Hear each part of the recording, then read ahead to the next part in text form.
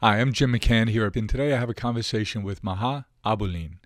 Maha is an interesting lady. She's grew up in Minnesota of Egyptian parents who migrated here for a better life and for an education. And then when her mom got sick in her later years, her mom returned to her family in Egypt. With her health issues, Maha decided to move back there to be a caregiver with her dad for her mom.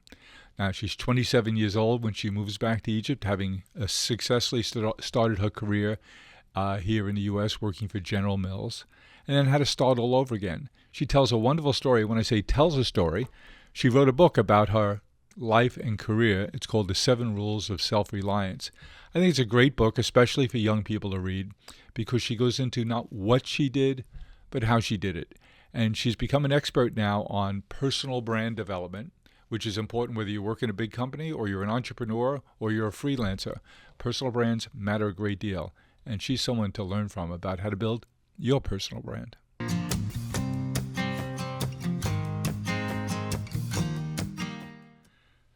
Well, we're going to have an interesting conversation today. I'm here with Maha Abouelenein, who is a person who's lived in two different worlds and has made a living being the interpreter of one world to the other. And those worlds were the Arab-speaking Middle Eastern world, where she grew up in Minnesota. So those themes have thread throughout your life, Maha. And I'd really like to learn a little bit about your journey, your history, and what you're doing today. But let's start back at the earliest days about you were born here. Yes, so I'm born and raised in Minnesota. I grew up here and lived in where I am today in the Twin Cities area. Most of my life, I grew up in Mankato, Minnesota, a small town. My dad was the dean of the business school. I kind of grew up on a Mankato State University campus. After graduation, I did my undergrad, my master's degree at Mankato. Moved to the Twin Cities, worked for General Mills and worked in sports marketing. General Mills is one of the biggest iconic brands of Wheaties and Cheerios. And I mean, General Mills is one of the most iconic companies and really kind of building early days of like sports sponsorships and brands. And it was like 1995, 96 when they did the Olympics and NASCAR and the Bugles car and all that kind of stuff.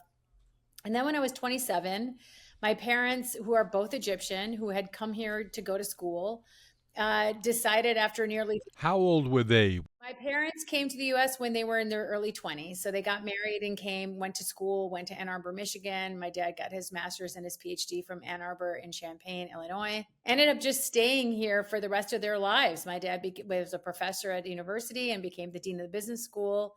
And after about 40 years, decided him and my mom were going to move back to Egypt after living a whole lifetime in the US with me and my sister.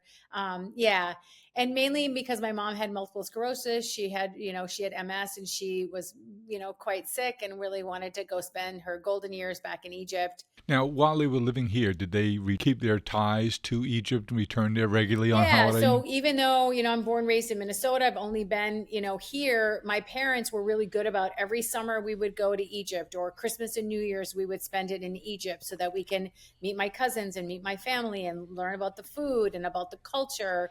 And so Keep your culture and language skills up. to get close to how, we're Egyptian, but like we live in the US. So how can we stay connected to the culture and, meet our family and learn about traditions and all those things. And so I did spend a lot of time going back and forth on holidays and vacations. And my parents did a really good job inside the four walls of our house in Minnesota. It was Egypt, the food, the language, the music. Back then they got satellite TV so they can see some of the original programming. This was before YouTube existed and before the internet existed, to how to like stay connected with people overseas. It wasn't through. Is there an Egyptian community there in There Minnesota? wasn't at all, really, to be honest. There was another family, but that was it. And they lived across the street from us. We lived together. But I mean, this is where we're talking. I was born 1969. So we're talking about the 70s and 80s, where the only thing people knew about Egypt was pyramids and camels. Like there was no internet. You couldn't see live what's happening on the other side of the world. It would have to be a news story or something on television, or the history books that would teach us about other cultures. And so my parents really wanted to make sure that we understood the importance of going back and forth and learning about your culture. And I think it's just something that's really important today, that you're shaped by having multiple views and different perspectives and viewpoints. And it's really helpful. And so you go through school here, And then how did your career from General Mills, where did you? Yeah, so my career started in the US at 27 years old. I had this great job working for a big company, Fortune 500, doing brand marketing. And I moved to Egypt at 27 and I don't have any friends. With No, no, General no. General Mills? Mills doesn't have any offices there. So I start over. At 27, I have to figure out my new life in Egypt. Why? Why did you decide you wanted to do that? I moved over because I was taking care of my mom. So I moved back with my parents to take a caretaker for my mother. I wasn't going to let my dad do it on alone. So I really left the US for personal reasons to help take care of my family. So I moved to Egypt. I'm 27. I don't speak Arabic. I don't have any friends. I don't have a business network. And I need to figure out what I'm going to do for a job and a career. So I'm taking care of my mother at home and helping my dad with my mom. But I also need to find myself. What am I going to do for a job? And I wanted to get a job at a P&G or a Coca-Cola or a Pepsi, like an American company like General Mills that was a consumer products company where I can get a brand marketing job. This is 1997. Those were the it jobs at the time, was to do brand marketing for a consumer packaged goods company. Can't find a job. And I start to interview with family offices or family businesses. And I get offered to be the secretary for this billionaire. And I remember going home just devastated. I'm like, I don't want to be a secretary. That's beneath me. And I didn't have this big career in the US and have a master's degree to come back and come to the Middle East and just be a secretary. And I thought that I was being put backwards in my career and that it wasn't the right role for me and that I was too good for that. And so, and my dad gave me some advice because he had some good advice and he saw things very differently. He said, "You just moved here. You don't know anybody. This is a perfect situation for you. You start by building relationships. You start by learning a business. How often are you going to work for a billionaire and sit right outside his office? This is a gift. You are going to be learning how to network. You're going to learn how to build business relationships in Egypt. You've never worked in this business culture before. If I were you, I would hurry and take that job tomorrow. You have to learn that no job is beneath you and you have to put your head down and put in the hard work, and this is the perfect job for you and you should take this role." And much to my chagrin, I was very disappointed with his advice, but I took it. And the next day, I accepted that job and it changed my life forever. It was the best thing that happened to me. First of all, the office manager or the secretary in the Middle East is sort of like the chief of staff in the US. If anyone's going to get to the billionaire, they have to go through me, right? So I'm learning how to network. I'm learning how to build relationships. I'm learning about the business. I'm studying every piece of paper going in and out of the office. I'm learning how to add value. Where's the place where I can bring value? Because now I have a front row seat into the entire organization. And now, after putting in hard work and effort and listening and learning and building relationships, I can pretty much build the perfect job description for myself because I have an ability to see the entire organization at a viewpoint that I'm such an advantage to be at. What business was this He fellow was in in? the tech business. So when I joined the company, he had the licenses for Cisco routers and HP printers, Hewlett Packard printers. He was in the tech business, but he started launching cell phones. He was acquiring licenses to bring mobile communications to the entire Middle East and North Africa and the internet. I was a witness and participant in launching every single cell phone network in the Middle East and North Africa and launching the internet in the Middle East. I mean, I'm never going to get a front row seat like that ever again. I started as his secretary. I ended as his business partner. I launched the largest IPO in the history of the Middle East with him on a dual listing on the London Stock Exchange and the Egyptian Stock Exchange. I participated in the largest acquisition in the history of Egypt. He had me work on an IPO and due diligence and how we do all of those pieces to acquire companies. I got to travel all over Africa. I got to learn everything about technology, front row, basically Web 1.0, how they built it, how they launched it. And actually, I was in charge of launching a lot of those programs. And after doing everything he wanted me to do and learning about building relationships and the value I can create for him, I went to him with a business idea. And I said, "Listen, I'd love to open a communications company. I really liked doing that when I was in the US. Is that something you'd be interested in partnering me with?" And he had seen my hard work, my tenacity, my willingness to do any role in the company, my willingness to start from the bottom and climb my way up. I kind of had a chip on my shoulder. So I was willing to outwork everybody and to prove myself because I thought I was better than that role. Well, it turns out I wasn't. I was going to have to just work harder and apply my skills to learn new things and to adapt as what the situation I was in. So we ended up becoming business partners. We ended up building Weber Shandwick as a global PR firm in the Middle East and opening 18 offices for them. I became the regional managing director. And then Now, when you started that business, did you start it in partnership? yeah, no, we Acquired started you? in partnership with Weber Shandwick. We basically kind of cold emailed them and said, listen, we have a business partner who's this billionaire with access to clients and relationships. We know the market. Now, by that time, I learned Arabic. I know the region. I'm both American and Egyptian. So I have that secret sauce of kind of knowing both business acumens and how they both operate. So I can bring something of value to Weber Shandwick. I can be a gateway for them to get into the region. And we ended up getting a lot of the US clients in the Middle East. So the McDonald's, the Visas, all of the General Motors, all the US companies would come work with us because I was both American, understand the business vernacular and how they think and work. And I also understood the region and the culture and the language and the nuances. So I could mix that together. How different are the Egyptian business cultures and the Arab business Yeah, I mean, they're cultures? very different. I think everything about doing business in the US versus the Middle East is different because all business is personal. A lot of it's a lot of investing a lot of time getting to know them, understanding their families, asking about their children's, learning, about their personal life, which in the US we don't spend a lot of time investing in that part of doing business together. We kind of have boundaries. But I think it's what makes doing business in the Middle East rich and growing is that you have that personal relationship and you really want to build that rapport with someone and then you can have exponential growth from that. I think the Egypt and the Middle East is all similar. I think Egypt and the US is very, very kind of different in how we approach things. And I ended up, after doing this company with him, starting my own firm, which is the company I have till today.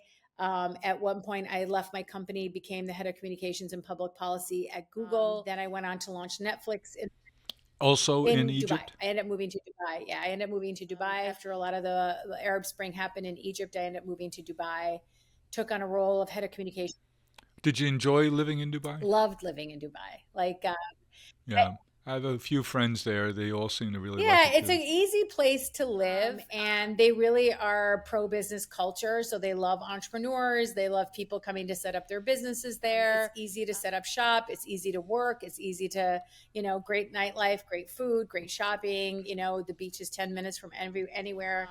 It's just far from the US. That's the only problem with Dubai. It's a little bit far for some people to get access to it, but it's a long Great great airlines. airlines. Yeah, Emirates is the best. So I ended up basically staying in the Middle East. I stayed 15 years in Egypt. I spent about 8 years in Dubai. After Google, I went and launched Netflix in the Middle East. I ended up working in the office of the ruler of Dubai. I had consulted for 3 undersecretaries of state for public diplomacy and really built my name in the Middle East as a communications expert between the US and the region. Last thing I'll say, and I'll wind this up, is in 2020, we were all facing the pandemic. It was March of 2020. I What is this pandemic thing you Yes, speak it's of? this thing that will happen that where we thought we were going to be on lockdown for 6 months and ended up being 2 years. And during the pandemic, I had seen a post on social media that they were going to close the airport in Dubai. And I didn't want to be stuck in Dubai without my family or never seeing them again. And after living overseas for 23 years, I packed up my whole life in 24 hours and I moved back to the US. And I've been back here for 5 years. I started again, I moved back when I was 50, don't have friends, don't have a network, don't have relationships because now I've been overseas for 23 years. Have to start over. From 27 to 50, I was in Dubai and Egypt. I come back and now I need to redo it again. I need to reinvent myself. I need to build relationships. I need to build a career. I need to figure out what I'm going to, do to build my network. It's lockdown. How do you do that? And so I've been back for 5 years. I live in Minnesota. I returned home. My family is here. I wrote this book, The Seven Rules of Self-Reliance, which I see right behind you. Love that. Yeah, it's not about what I did, my career. It's about how I did it and why I want people to learn what they can do to rely on themselves. So one of the principles of the books talks about building relationships. I want you to be able to rely on yourself to know how to build a network. I can't come to you and say, hey, Jim, can I have those relationships and friendships that you've developed over the last 30 years? And can I borrow those? If you can rely on yourself to know how to be good at networking, you can build relationships, you can build your brand, you can build your business, you can get your next job. That's a skill of being self-reliant, is knowing how to build a relationship and a network. Okay, so you're talking to a young lady on our staff here. Her name is Michaela. She's just a year out of Yale Business School. It's her second graduate degree there. She's 1 year into her new career here. What advice do you give her in terms of she works for Lisa, who's my chief of staff, and sounds like it does all the things that you did when you lived in Egypt and in Dubai. What advice do you have for Michaela in terms of how she is deliberate, not in a pushy way, but in a serious way, building relationships? What advice do you have? A couple things, Michaela. Number one, learn the value of serving your network first. Like, a network is not there to serve you. You're not there to get favors from them. You need to nurture your network. So pick a couple relationships within the company and figure out how you're going to invest in those relationships. And you do it by a couple of ways. One is ask yourself, how can you add value to them? What is something you can do to be valuable to someone in your network? Is it connecting them to somebody else? Is it sending them an article about something they care about? Is it solving a problem for them? Is it making an introduction for them? When I think about networking, I think about two things. One is, how can I create value for them? And two, it's always about the follow up and the follow through, right? A lot of people might meet somebody in an event or meet somebody through work, but they don't know how to follow up or how to follow through. And the big thing you should do is, one, follow up with a thank you, a note, reminding them how you're connected or how you met, but follow through with something valuable. So I was just having a call with someone before this. We're saying, like, I met these people, I keep running into them at these events. Now I want to take the relationship to the next level. What should I do? And I said, you need to learn how to create value for them. Hi, I'm Jim McCann. And I'm George Everly Jr. Together we embarked on a quest to co-write Lodestar. That journey began with countless hours of researching the most impactful self-help books out there. Once we had our picks, we combined the science with the practical. The result of our journey? The creation of a one-stop shop for the best of the best in self-help. So if you're looking to boost your career, build stronger relationships, or simply become the best version of yourself, Lodestar is here to guide you on your path. I used to use the term that it was called the contact economy. And it's unlike a traditional banking relationship, the more you put in, the more you can take out.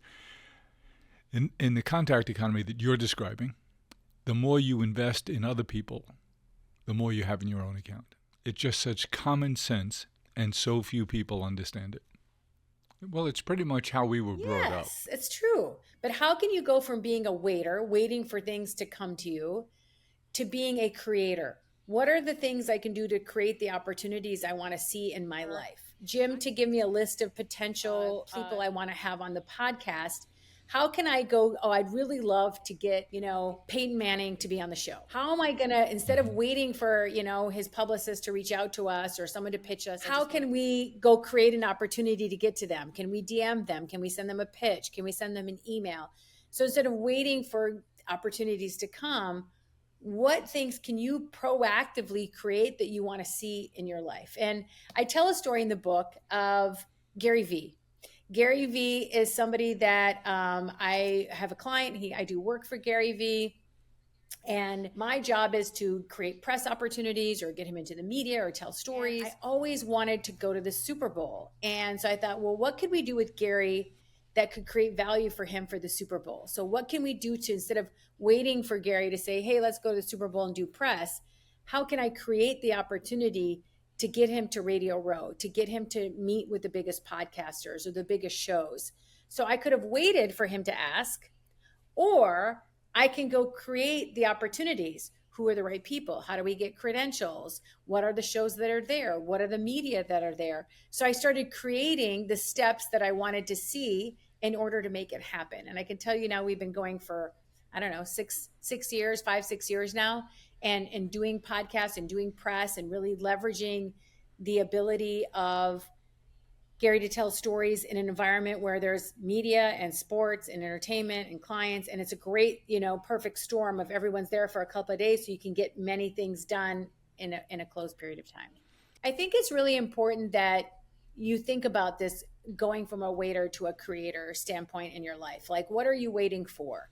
Most times people are waiting because they're afraid what people are going to think, or they're afraid of failure, or they're waiting for all their ducks to be in a row. I want to wait till I get enough money or get enough followers or lose weight or whatever it may be.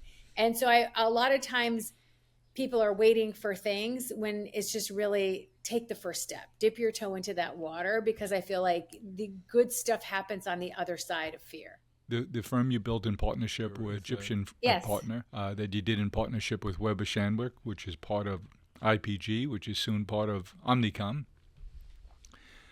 What happened to that? It still firm? exists. I was there for 3 years. I built it, and its regional offices exist. There's 10, 18 offices now, I think, there that are still there, and it's been...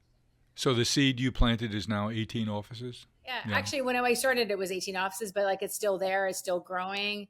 If you look at their website, Weber Shandwick has a strong presence in the Middle East. I was the founding managing director of that operation. And companies in the U.S., what companies in the U.S. should think about, hey, I should be thinking about my plan to do business in Egypt and in the greater Arab world? Yeah, I mean, I think it's the fastest growing region in the world for a reason, right?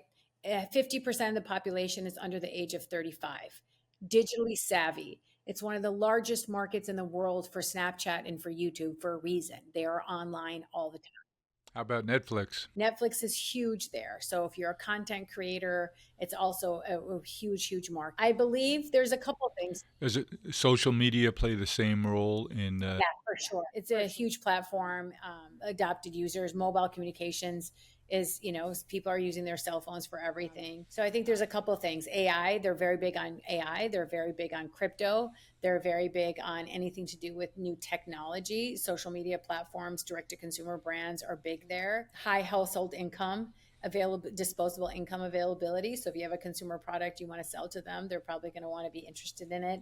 Beauty products, healthcare, all those lines are really, really popular. And I also think tourism and travel, like they do a lot of sports and entertainment. There's a reason why the NBA has games in Abu Dhabi. There's a reason why UFC is big in Saudi, and wrestling is big in Saudi, and F1 is big in the Middle East. I got exposed to F1 through there before I even listened to it or paid attention to it in the US. So I think sports are really, really big there, including soccer, of course.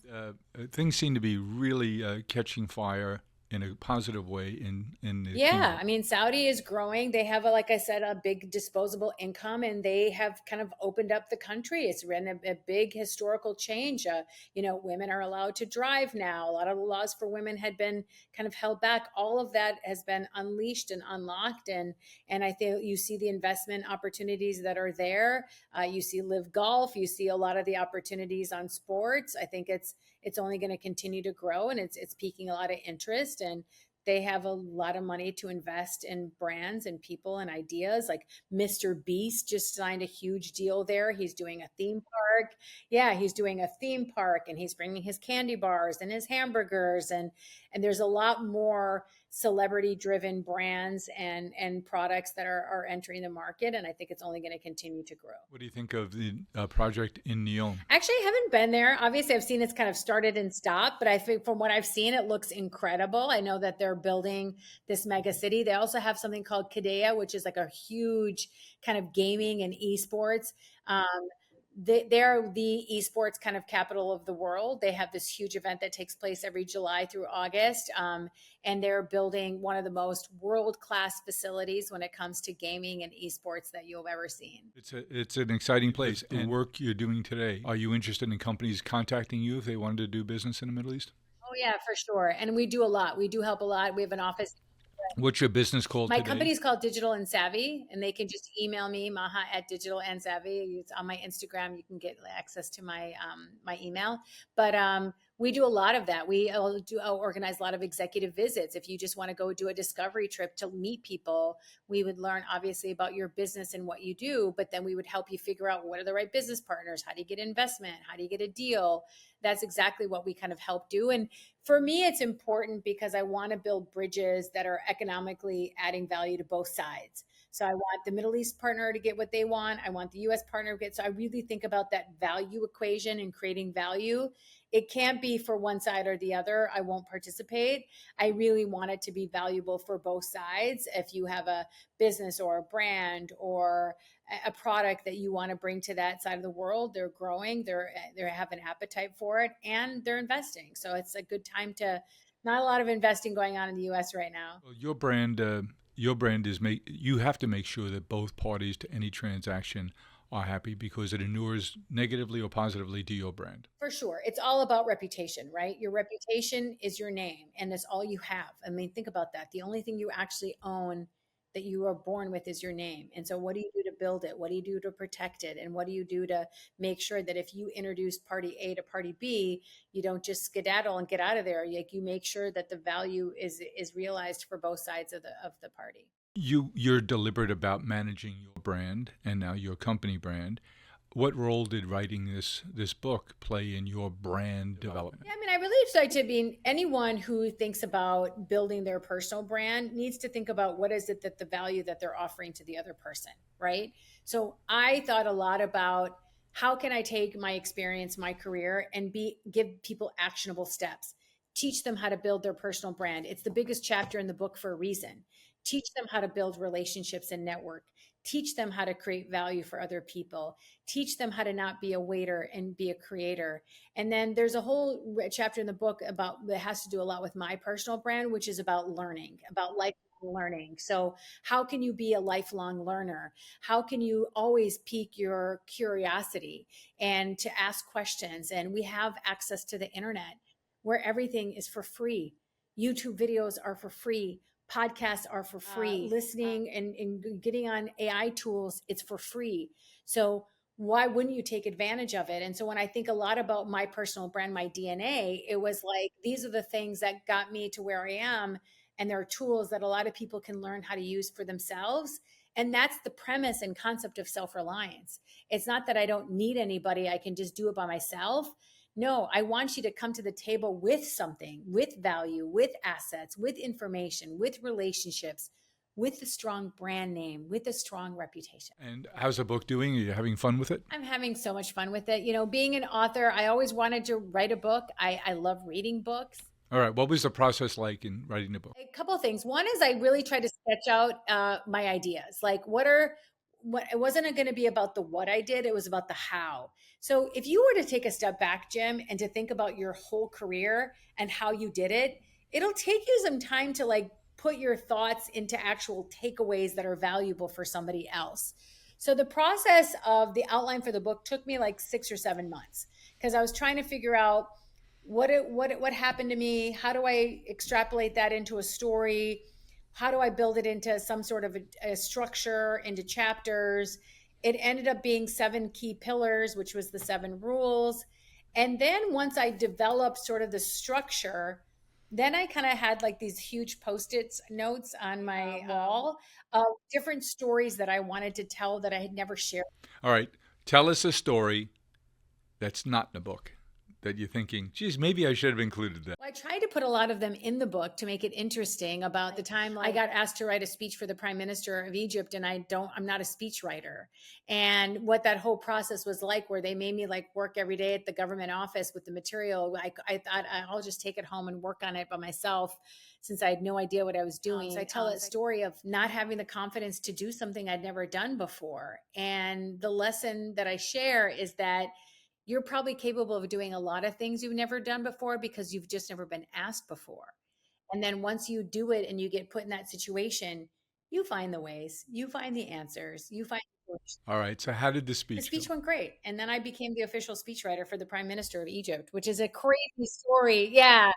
Which is like, I'm not a speechwriter. He asked me to do it. I'm like, I don't write speeches. But here's the thing that was the aha moment for me when I was struggling with what to put on paper to write a speech for a man I'd never met before on a topic. Someone Maha shouldn't say Yeah, aha. exactly. That's so true. But the thing I was struggling with was, how do I write a speech for a person I've never met before on a topic I'm not familiar with? And the aha moment for me was, what would I want to hear if I was sitting in the audience? And the minute I changed it from being about me to being about the audience and taking my head out of the game, like I was overthinking it, then it started to flow. I'm like, oh, if I was listening to a speech by the president of the United States, I'd want him to say this, or the prime minister, I'd want him to say this. And then I started thinking about what would resonate with me as an audience member. And I wrote from that point of view, and the speech came out of me like that. And the lesson is that sometimes just we overthink things, we get in our own way. And when you don't make it about you and you make it about them, make it about the audience, make it about the value you're going to create, then things will start to click for you. And I think sometimes if you get blocked on something, try that example of, what would I want to hear if I was in the audience, and tell me what the result looks like for you. Several different cultures, several different arenas. Have you ever said, this is a client I don't want to work for? No, because I have been fortunate to in a place where I can decide the types of clients where I think I can add the most value. So if a client would come to our firm that I don't think we can actually get good results, or we won't learn something from it, I won't take it on. I'm people over profit, right? I always think, is this going to be a good client for our people? Is this going to be something where we'll be able to either put our thumb on the scale and make a difference? If not, there's a lot of people who are qualified out there to do it. And, lately we've been focusing on serving personal brands, so serving people, because I believe if we can help a real estate agent, a dog mom, a solopreneur, a nail salon artist, a real estate developer, a CEO, an entrepreneur, a middle manager, an entry-level employee learn how to build their reputations, their personal brands, then I'm allowing them the keys to go monetize and build an economic engine behind themselves, because I've taught them how to build a strong reputation, how to be good at networking, how to build right relationships, and how to create value for people. At Harry and David, we work with our hands as well as our hearts, so you can enjoy sharing it as much as we enjoy making it. And that's what life's really all about, sharing with those we're closest to, no matter how far we are apart. Harry and David, share more. Here we are, a quarter of the way into our new century. How has the world changed just in the 20 plus years, 25 plus years that you've been in business for women, especially a woman who has to transverse cultures? And one, as you talked about, how things have liberalized in Saudi in the last decade or so, a very different world in the Middle Eastern world in terms of women doing business there. So how does it, what advice do you have for the Michaelas of this world today that's different than the advice you needed 25 years Yeah, ago? I mean, I think a lot about my career, especially when I started out in the Middle East, like I was the only woman in the room. And for me, it was kind of awkward where I'd go into a meeting and there'd be all men, and I have to wear like a really formal suit, and I have to dress like them and talk like them and act like them. And I think now obviously times have dramatically changes where women are leading in their own ways. They have their own voices. They are able to do the same roles, if not better, and depending on different industries. And I feel like one of the things that I'm very passionate about is helping women find their voices and tell their stories and find their narratives and using it because it's valuable. I find that female leaders are more empathetic leaders in organizations. So how do you assert yourself to get that promotion so you can be a leader? What are the things you should do to get mentoring from other people or to mentor other women that are kind of on their way up? I think for me, it has been a great enlightening change where like female entrepreneurs are a thing, where before, a businessman was the only person that was an entrepreneur or did a startup. And now that has changed dramatically. And that gives us so many opportunities because women can build businesses that attune to women's needs. I think of very basic things like, listening to podcasts that help people figure out how women should work out and train. It's not the same as how men work out and train. It's not the abs are built in the kitchen. That works for men. That doesn't work for women. And so how do we really lean into that power that we have and the voice that we have and the access that we have to do it direct to consumer, to do it through social media platforms, through networking at events and in person. And I think even for me as a female founder, like I like learning about how other women are balancing their work-life balance and how they're really working on things that they care about, having successful careers, but also having lives outside of work. I think it's key. You sound like you're a very disciplined person, very strong in your rituals. Sometimes, I mean, sometimes more than others, but I think also part of learning, I talk about this in the book, unlearning is like just finding what works for you, right? Like I have a morning routine of like trying to make sure I'm moving every morning before I start my day, just because I want to send a signal to my brain and to myself that my health is the most important thing. Without it, I won't be able to do anything. So I have those types of rituals and things that I do, but I also like learning. I'm not afraid to change my mind or to adopt something that someone else is doing that's super successful. I mean, I can wake up every day and see what LeBron James's morning routine is, or what Emma Greed's morning routine is, and how she runs her business. And that's the beauty of what we have access to now, that we're so fortunate to be able to learn from science, learn from AI, learn from culture, learn from other people. I mean, learning from you, Jim, you've built one of the most successful businesses and brand names in the world, and understanding what can I take from your playbook that I need to adopt in my routine. I'm not rigid enough to not want to learn. You mentioned the access we all now have to information, almost unlimited information. I don't know about you, from a personal habit point of view, I find I'm very rarely listening to music anymore. I find I almost feel guilty if I indulge in music, because there's so much I could be listening to in that car ride that I could be learning. I'm not learning listening to music. It's a mood changer is all it is. Music tells us how to feel. But there's so much good content out there that I find a frustration in not being able to consume as much as I'd like. Yeah. I think for me, it's a lot about, there's audiobooks, there's podcasts. So like, how do you use that white space, that free time that you have Sunday mornings listening? I actually found out there's this recent study that shows the science behind walking and listening to something helps your brain retain it. So if you have a 10-minute podcast on a 10-minute walk, how your brain will absorb that information, and learning while moving compounds your ability to retain it. I thought that was fascinating. I've been a consumer of audiobooks since the company Audible was launched by David Katz. Geez, must be 30 years ago.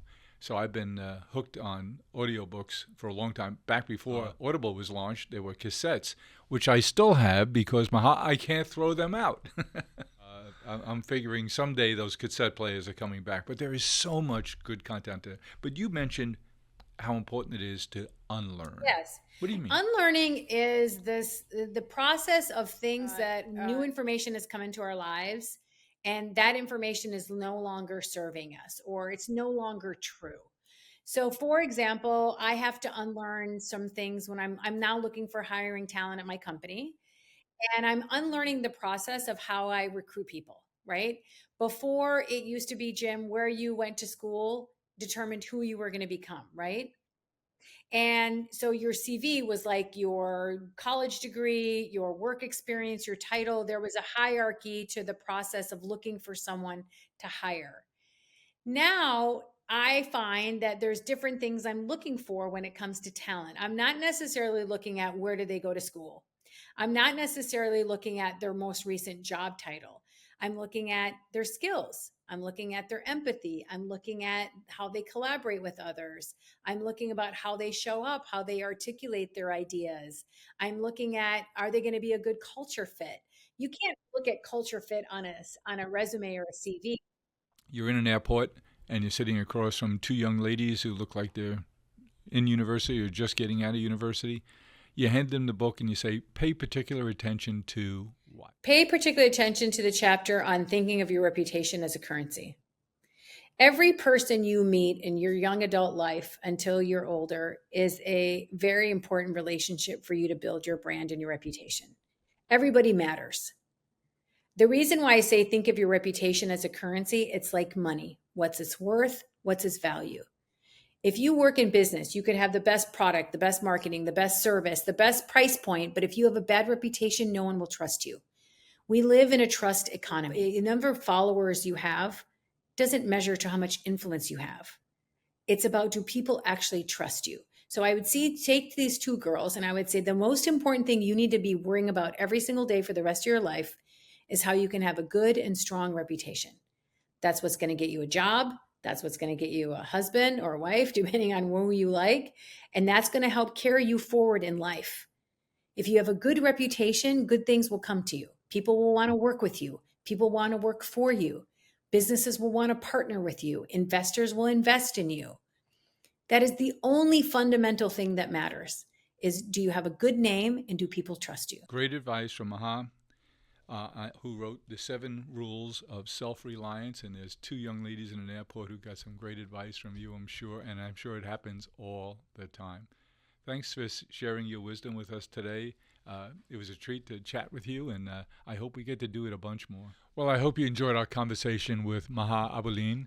She's thoughtful and generous with her advice. The book she's written here, The 7 Rules of Self-Reliance, that she talked a lot about how she did things in our dialogue. I found it to be really good advice and impactful. And if you want to learn more about Maha, you can go to digitalandsavvy.com and reach out to her. She's got a big social media presence, and pay attention to what she puts on YouTube and Instagram. She's got a prolific presence in social media and a lot to teach us all.